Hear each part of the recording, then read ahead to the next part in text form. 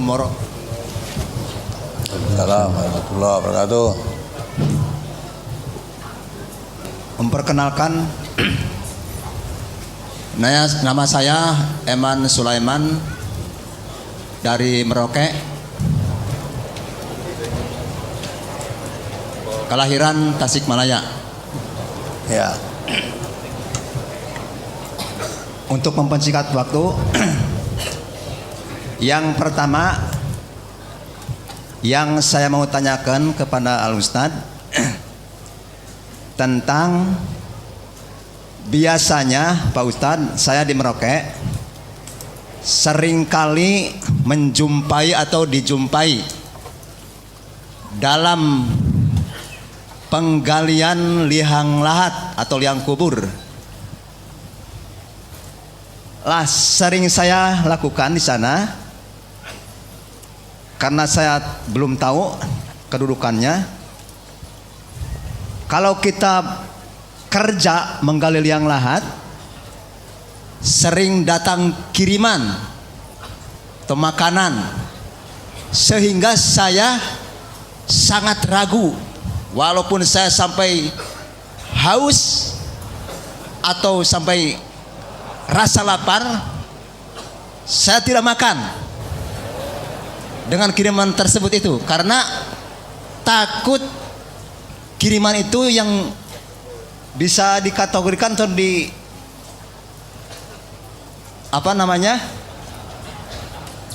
termasuk ratapan. Itu yang pertama. Terus yang kedua, tentang zakat mal. Saya orang petani, jadi selama ini saya belum begitu paham. Saya zakat, seringkali zakat saya yang keluarkan karena saudara saya di Tasik, famili saya banyak yang miskin sekali. Sebahagian dikasihkan ke saudara yang ada di Tasik. Terus yang ketiga, saya di Merauke karena sawah saya sudah termasuk luas, jadi tidak saya garap semua. Jadi sebahagian saya sewakan, yang bagian besarnya. Kalau yang sebagian kecilnya saya garap. Saya juga sudah tahu cara zakatnya. Jadi 5% atau 10%, tergantung masalah pengairan pun seperti itu. Terus yang saya tanyakan, yang masalah zakat itu tadi, sawah yang saya sewakan itu zakatnya samakah tidak dengan yang saya garap itu tadi tersebut? Terus yang ketiga,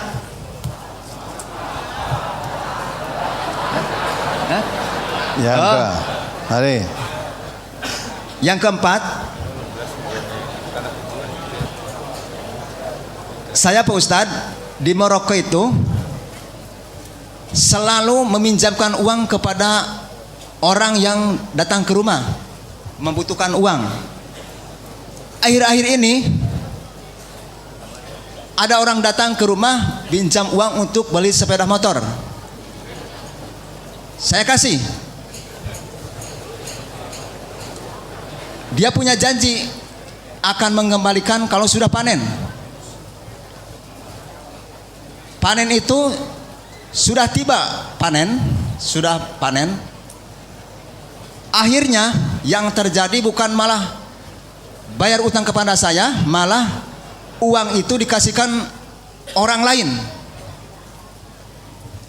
Katanya saya mau nolong adik saya dulu, padahal tanpa sepengetahuan saya.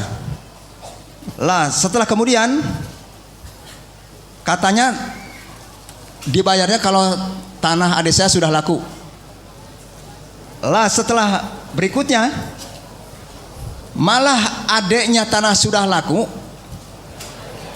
Ya Pak Ustadz, begini, saya tanyakan, katanya adek saya tuh belum bayar uangnya, yang beli tanahnya itu belum cash uangnya. Padahal setelah saya tiba di Solo di sini, ternyata saya cari-cari nomor adeknya, ternyata ketemu, saya hubung, katanya sudah dibayar semua. Lah, terus karena tadinya saya dengan ikhlas menolong, timbul jengkel. Akhirnya saya hubungin anaknya, karena tadi sepeda motor itu untuk anaknya. Saya katakan begini, saya SMS itu, namanya Sarip, kenapa kok selalu bohong dan bohong terus? Saya bilang, orang bohong itu tetap kapanpun akan ketemu kebohongannya, akan kebongkar kebohongannya. Lah setelah kemudian anaknya itu laporan ke bapaknya, malah bapaknya itu telepon ke saya angkat. Ternyata apa yang terjadi, bapaknya itu begini, malah monyet nge-anjing ke saya. Kamu itu kok tidak sabar. Ya, saya bilang, sabar itu sabar kapan? Janji itu sudah beberapa kali janji. Ini janji itu sudah beberapa kali janji yang kamu janjikan. Ini saya tuh sabarnya harus kapan? Saya bilang, sampai bahasa semacam itu. Mohon tausiahnya, itu yang saya mohon kepada Ustadz. Jadi harus langkah apa yang saya lakukan? Mohon tausiahnya. Akhirul kalam. Assalamualaikum warahmatullahi wabarakatuh. Waalaikumsalam warahmatullahi wabarakatuh. Sekali lagi, kalau ada orang mati, ya mesti dosa memanggil kamu untuk menggali kubur, sebab gratisan. Nggak ngirim makan, nggak ngirim minum, udah pas dikirim ya nggak mau aja, serasa dikirim kan, itu nanti. Sebetulnya tidak begitu. Yang dimaksud meratap itu bukan orang kerja neng kuburan di. Nah, akhirnya kalau tanahnya keras, susah, kamu akhirnya kelaparan dan kehausan, tidak bisa teruskan, nanti mayatnya nggak bisa dikubur nanti. Nggak bisa dikubur. Maksud meratap itu orang yang memakan makanan atau pesta dalam acara kematian. Jadi pesta-pesta makan di hari kematian, itu yang dimaksud meratap. Kalau ngasih makan minum orang yang menggali kubur boleh, makan boleh. Dan tadi kamu merasakan akibat tidak minum haus sekali. Akibat tidak makan lapar. Nah, nanti lapar, haus, ngangkat pacul nanti nah, ya tidak kuat. Nanti macul serata kelaparan, akhirnya pakai pacul karung gluyur kena kancane nanti. Jadi boleh makan, orang gali kubur diberi makan, diberi minum boleh. Nah kalau diberi rokok jangan mau. Ya. Zakat diberikan kepada saudaramu sangat miskin. Nah kamu punya saudara kaya gitu kok. Kamu kaya kok, masa saudaramu sangat miskin? Lebih baik kalau kepada saudara itu jangan diberi zakat, tapi ditolong dengan hartamu. Karena zakat itu bukan milikmu. Allah memberikan rezeki pada kamu, sebagian itu miliknya orang lain. Jangan kamu berikan kepada saudaramu. Nah, itu sudah saya miskin. Nah, kalau miskin kamu kaya, lebih baik zakat diberikan yang lain, yang punya hak itu saudaramu kamu tolong dengan hartamu sendiri, ya.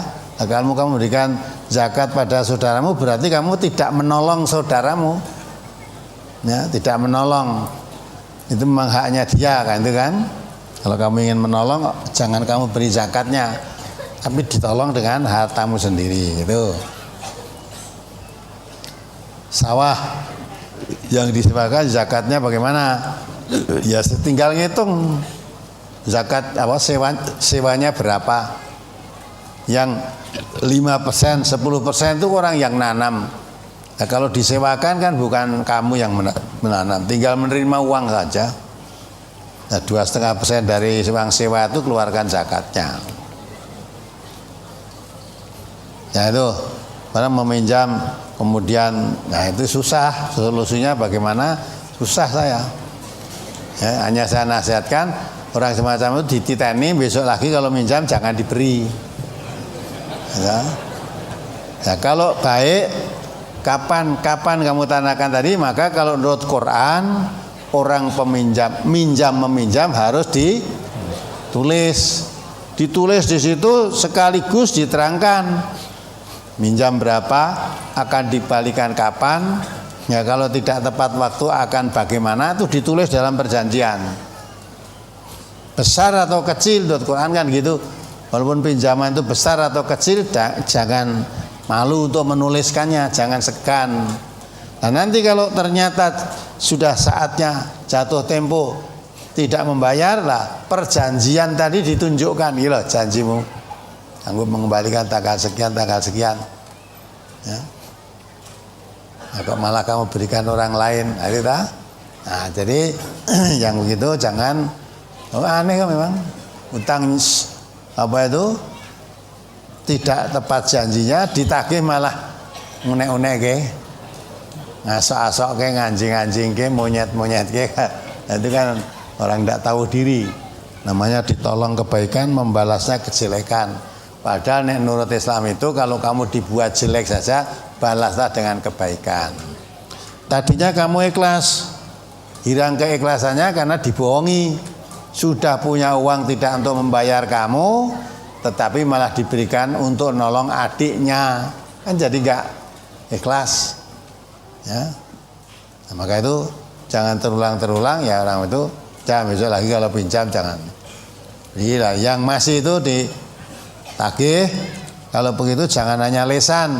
Ditagih kapan dianggapnya, buatkan perjanjian akan mengembalikan tanggal sekian bulan ini, tanda tangan gitu. Ya bisanya hanya itu.